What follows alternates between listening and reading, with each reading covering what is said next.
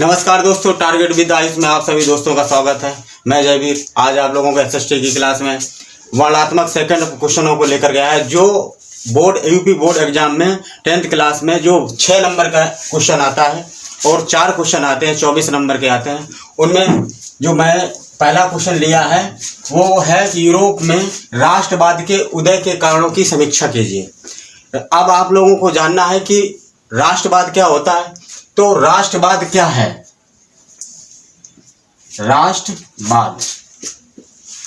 राष्ट्रवाद क्या होता है? राष्ट्र से प्रेम करना या लगाव।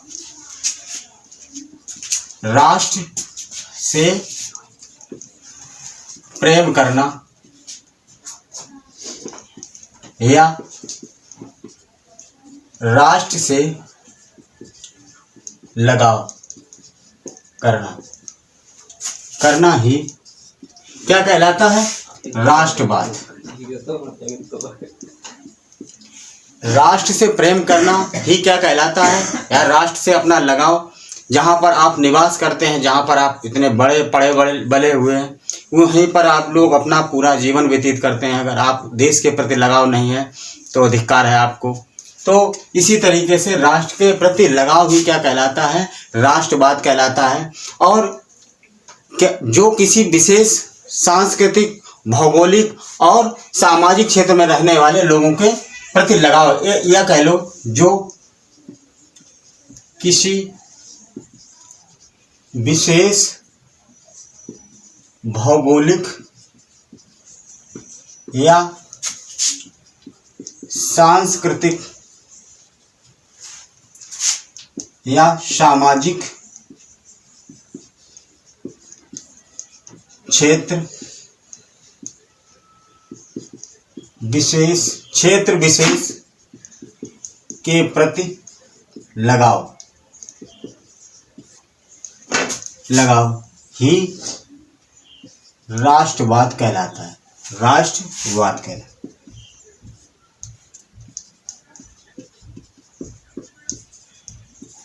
देश के प्रति प्रेम, और जहाँ पर आप निवास करते हैं, जिस देश में आप रहते हैं, जिस राष्ट्र में रहते हैं, उसके प्रति आपका भी कुछ कर्तव्य होता है, समझे। तो देश के प्रति लगाव, या कह लीजिए कि किसी विशेष भौगोलिक या सांस्कृतिक या सामाजिक क्षेत्र में विशेष के प्रति क्या होता है? हमको लगाव होता है, प्रेम होता है, उसी को क्या बोला जाता है? राष्ट्रवाद बोला जाता है। अब बात आती है कि राष्ट्रवाद के उदय का कारणों की समीक्षा कीजिए। तो राष्ट्रवाद के उदय के कारण। अब राष्ट्रवाद के उदय के कारण, यूरोप में राष्ट्रवाद के उदय का कारण क्या है? आप जैसा समझ रहे हैं कि 19वीं सदी के मध्य में जैसा यूरोप था वैसा पहले नहीं था। इसका मतलब यह है कि 19वीं सदी के मध्य की बात करेंगे, 19वीं शताब्दी के बीच, 19वीं शताब्दी के बीच की बात करेंगे और उससे पहले की बात करेंगे, तो यूरोप में भी बहुत सारे राष्ट्र, देश, छोटे छोटे प्रांत हुआ करते थे। और हर एक प्रांत में कोई ना कोई राजा हुआ करता था जो आपसी में ही लड़ते रहते थे। छोटे छोटे प्रांत होते थे, छोटे छोटे राष्ट्र होते थे। तो वैसे नहीं था। और लोग क्या करते थे कि राजा जो शासक हुआ करता था, राजा निरंकुश हुआ करता था, और राजा के प्रति क्या करते थे? लोग लगाव रखते थे, प्रेम रखते थे, और उसी को बोला जाता था राष्ट्रवाद। तो ये पहले जो था वो पहले 19वीं सदी के मध्य के पहले की बात है।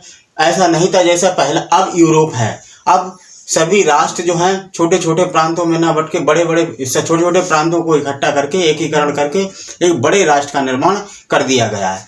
तो वे जो लोग राजा से प्रेम करते थे, समझे, जो लोग राजा से प्रेम करते थे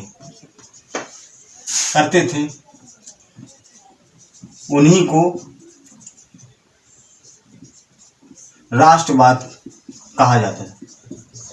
जो राजा से प्रेम करते थे उन्हीं को बोला जाता था राष्ट्रवाद।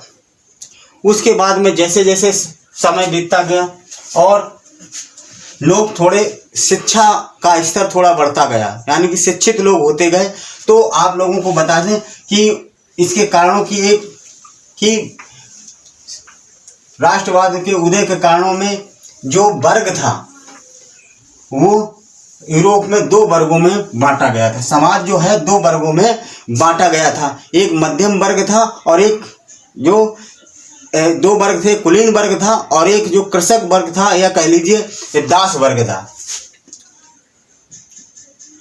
तो यूरोप में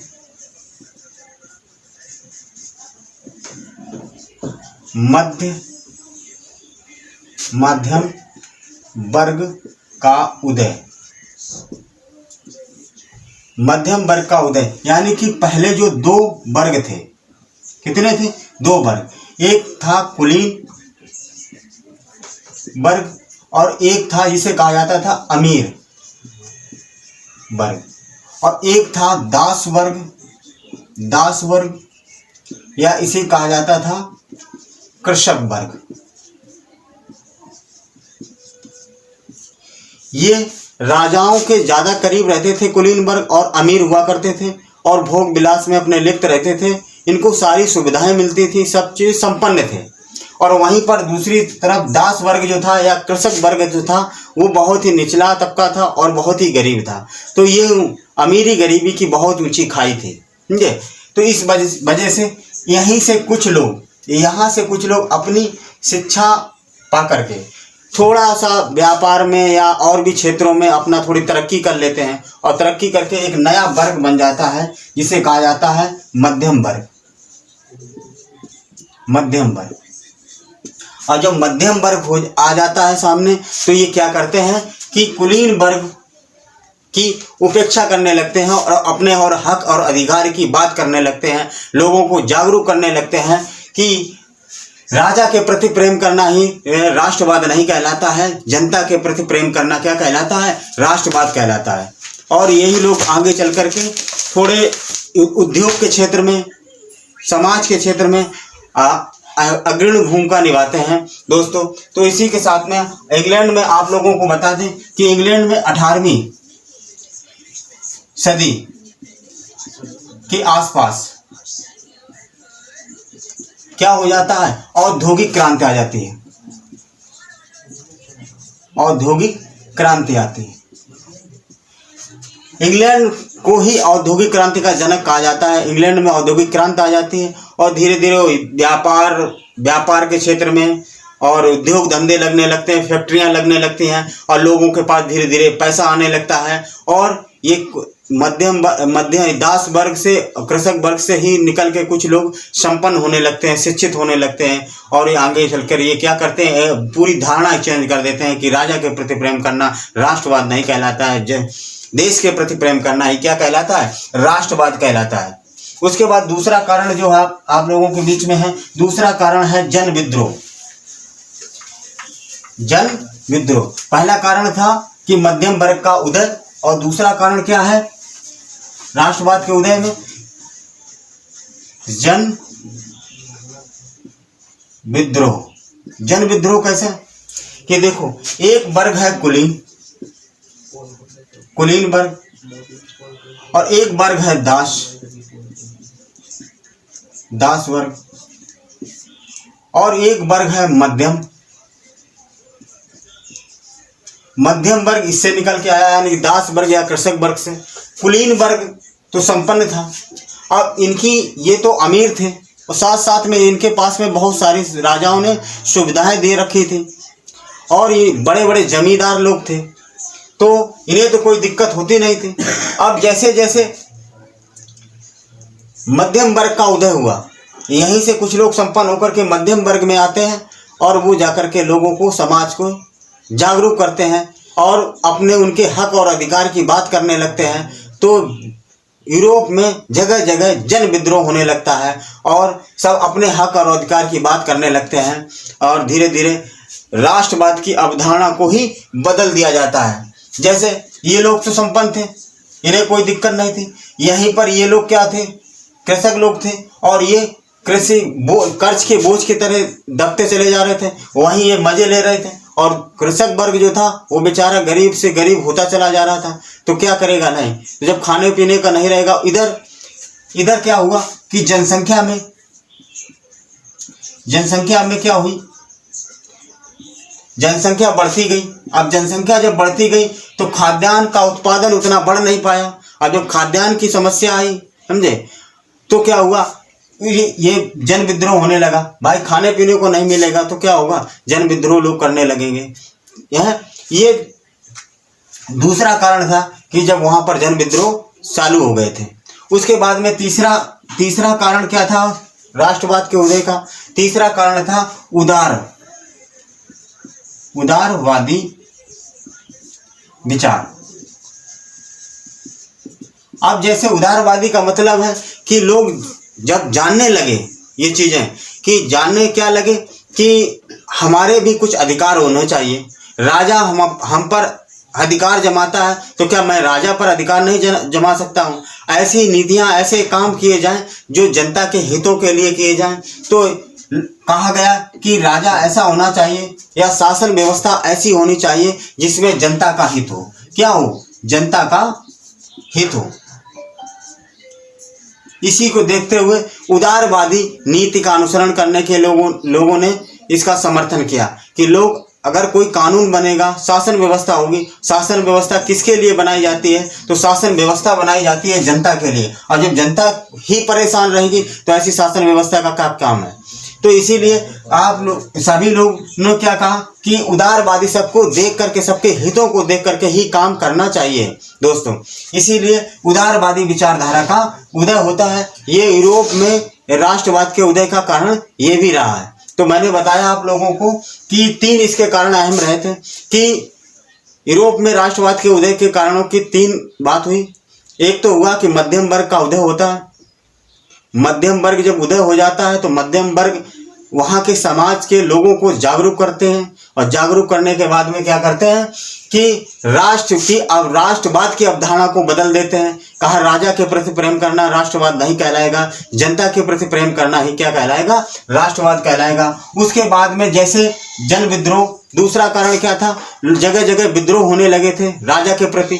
तो क्या हुआ कि अब जैसे एक वर्ग बहुत ही पैसा वाला कुलीन वर्ग है, एक वर्ग बेचारा खाने पीने के लिए भी मोहताज है।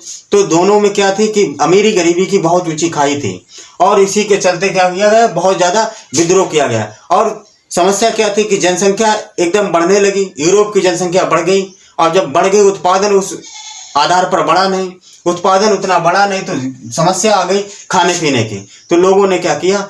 इसका विरोध करना शुरू कर दिया।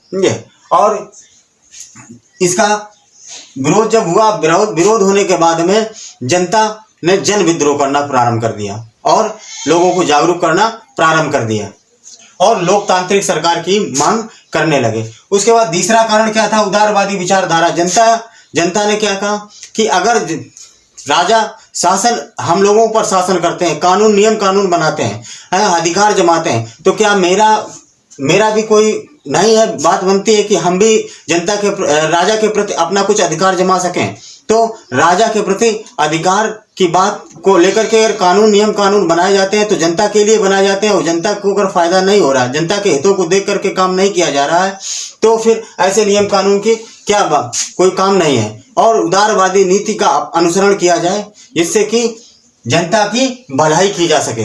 दोस्तों, आप लोगों को बता दें कि ये वर्णनात्मक प्रश्न जो है वो पहला था, और ये 6 नंबर का है, और बहुत ही इंपॉर्टेंट क्वेश्चन है। ये अक्सर कर एग्जामों में पूछा जाता है, यूपी बोर्ड एग्जाम में। दोस्तों, यदि आप लोगों को मेरा ये वीडियो पसंद आए तो लाइक करें, कमेंट करें, सब्सक्राइब करें। Thank you. Thanks for watching.